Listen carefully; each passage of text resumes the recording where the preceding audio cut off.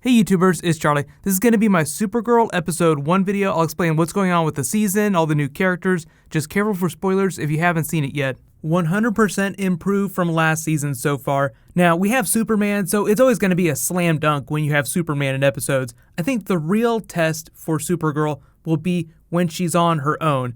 But they had that line at the end of the episode where he's like, you know what? I think I'll stick around for a little while. It's just their way of telling you that he will be in the next couple of episodes. It's kind of like a 2-part premiere. So the second part, with the post-credits scene, Metallo, is just the follow-up to that. So they haven't revealed exactly how many episodes he's going to be in this season, but he'll be around a lot. And they did say that that was always the plan, even if it had stayed on CBS. Like, they're not bringing him on just because they came to the CW. But they did have that pretty sick CBS burn, which is pretty nice. You know what? I think this new place is a lot better than the old place. You probably picked up on it, but the whole episode, because it was introducing Superman back to TV, was this big love letter for the Christopher Reeve 1978 Superman film. So they borrowed a bunch of lines of dialogue, like, statistically speaking, flying is still the safest way to travel. They had the helicopter crash, Clark Kent as I live and breathe, and then Cat Grant even had her own Miss Tessmacher.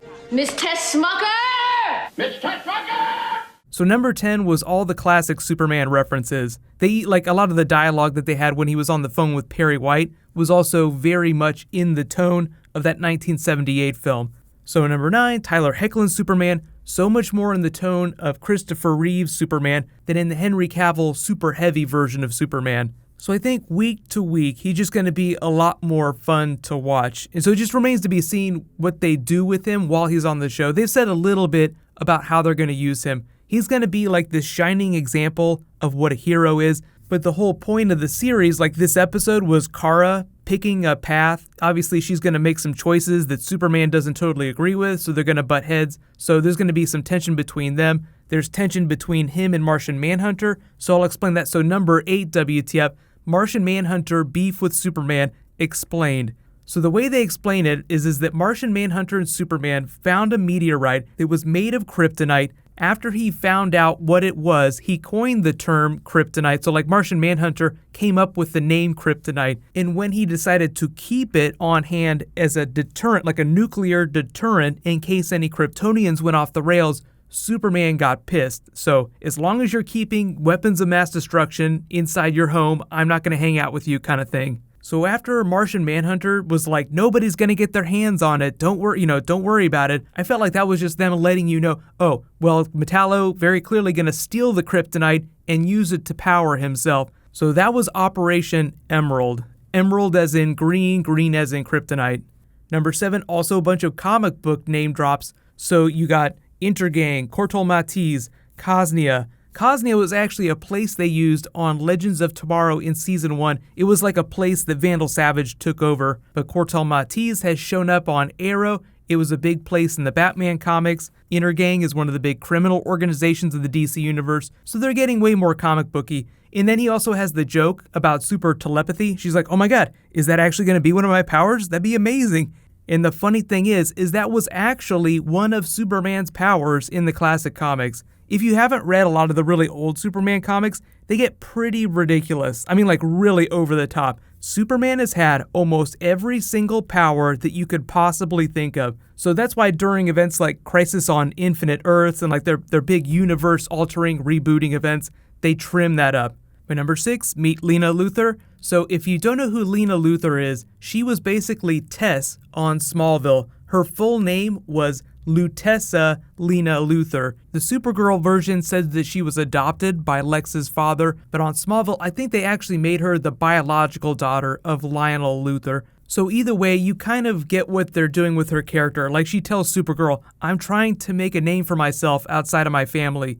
You can respect that, can't you? And she's like, yeah, I totally get that. Because she's trying to make a name for herself outside of Superman. Like everybody sees Superman, but they don't see Supergirl. So she's trying to stand out from her family while at the same time trying to make the name great. So it's just one of the ways the show is telling you that Lena Luthor won't be one of the big villains of the season. More like a frenemy. Like they're not going to be best friends or anything like that.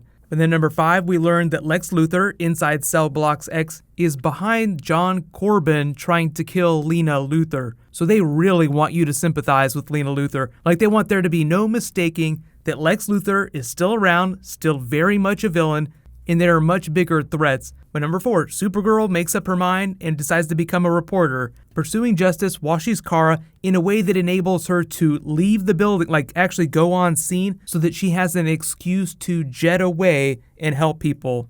Like if you're a receptionist, you're stuck behind a desk. It'd be harder for her to break away to help someone, like she'd have to find an excuse to not be there. It's kind of like Spider-Man being a photographer. So Peter Parker, the photographer that takes pictures of Spider-Man, needs to go all over the city to find Spider-Man, but secretly, he's really just going all over the city to help people. Number 3 though, actual real big thing, they kind of tease this as like a future plot that they'll follow up on later. Superman vows to help find Kara and Alex's father, who is Dean Cain, so just letting you know that they have not dropped that storyline. There'll still be plenty of opportunities for former Superman to pop up with all kinds of Superman Easter eggs. So it remains to be seen how they decide to surface him on the show, but I think it'll have something to do with Cadmus Labs, and being that Cadmus is the big bad of the season, number 2 WTF, Cadmus Labs, the big bads of season 2. The way they're pitching them on the show is kind of like an evil version of Star Labs. So you have people like Cisco that make really cool toys, only they're evil at Cadmus Labs, and they'll be using them to hunt aliens. And they haven't really talked a lot about it, but they did say a few things that during season 2, Earth is kind of be like a waypoint for aliens. So we'll get a lot of intergalactic visitors that will serve as plot points for future episodes. So if you're wondering where new characters are coming from, there are going to be a lot of people coming from outer space.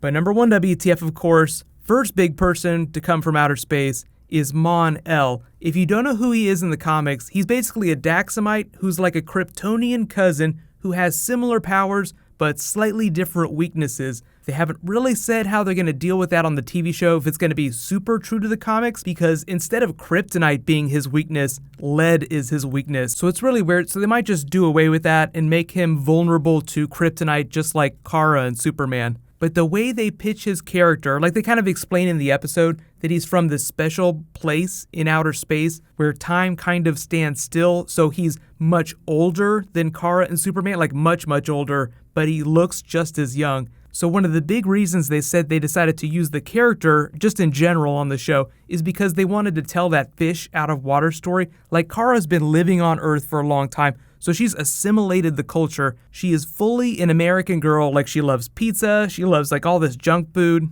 MonEl is gonna be like that super old school dude who can't stand millennials. Like she'll try to help him assimilate, and they've said that it's not going to go well. So the other big thing, potential Fortnite crossover material, is that the invasion storyline that they're using for the Fortnite crossover involves the Daxamites, who are on the side of the invaders. So while MonEl himself isn't going to be like a huge villain on the show, there will be a lot of tension with his character, and I wouldn't be surprised if they use the Daxamites in the big Fortnite crossover, just because of the way they were used in the comics. But if you haven't read that, don't worry, you don't actually need to read the invasion storyline. It just reads a little bit like New Krypton, when all of a sudden Earth is flooded with people from Kandor. So they could do like a version of New Krypton, only with like a new Daxam twist. But remains to be seen. It's just all stuff for like way further in the future. So let me know in the comments, what was your guys' favorite thing from the episode? What'd you think about all the 1978 Christopher Reeve Superman stuff?